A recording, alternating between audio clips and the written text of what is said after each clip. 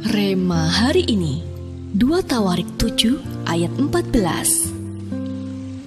Dan umatku yang atasnya namaku disebut merendahkan diri, berdoa dan mencari wajahku, lalu berbalik dari jalan-jalannya yang jahat, maka aku akan mendengar dari sorga dan mengampuni dosa mereka, serta memulihkan negeri mereka.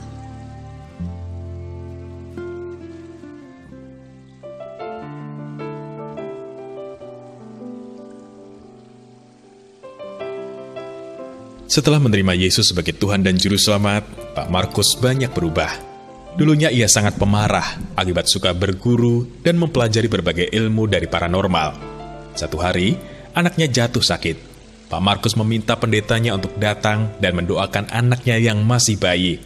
Setelah selesai mendoakan, pendeta tersebut melihat ada Alkitab yang diletakkan di sebelah bantal sang anak.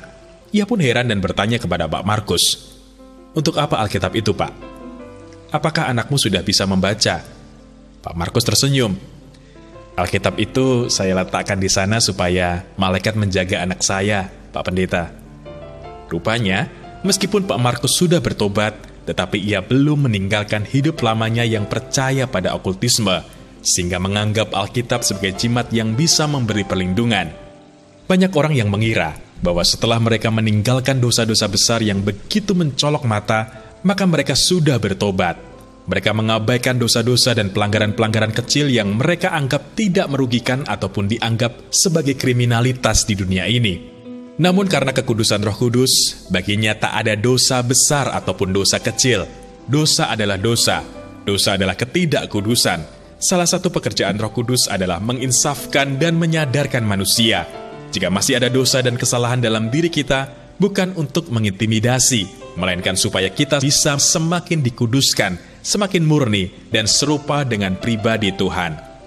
Dosa memang seringkali begitu sulit untuk ditinggalkan. Dosa kelihatan begitu enak untuk kita nikmati. Namun dosa itulah yang merintangi kita untuk memperoleh penggenapan janji Tuhan. Mari belajar untuk mendengar suara Roh Kudus, sebab seringkali suara itu sangatlah lembut. Belajar taat tanpa kompromi dan segera bereskan saat Roh Kudus mengingatkan kita.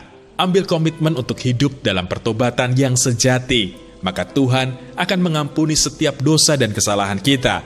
Kebahagiaan, sukacita, berkat, dan anugerah akan Tuhan kembalikan dalam hidup kita.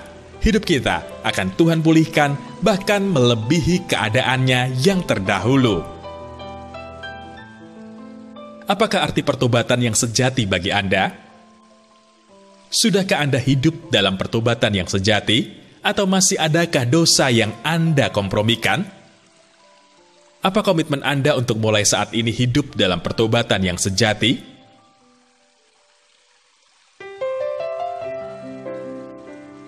Tuhan Yesus, terima kasih Engkau sudah mengingatkan kami untuk hidup dalam pertobatan yang sejati. Ampuni kami jika kami kurang tegas dan masih kompromi dengan dosa. Tolong kami Tuhan, agar kami benar-benar bisa meninggalkan semua perbuatan kami yang jahat dan tidak berkenan di mata-Mu. Kami percaya Roh Kudus-Mu yang menolong dan memberi kami kekuatan. Di dalam nama Tuhan Yesus, kami berdoa. Amin. Ambil komitmen hidup dalam pertobatan yang sejati.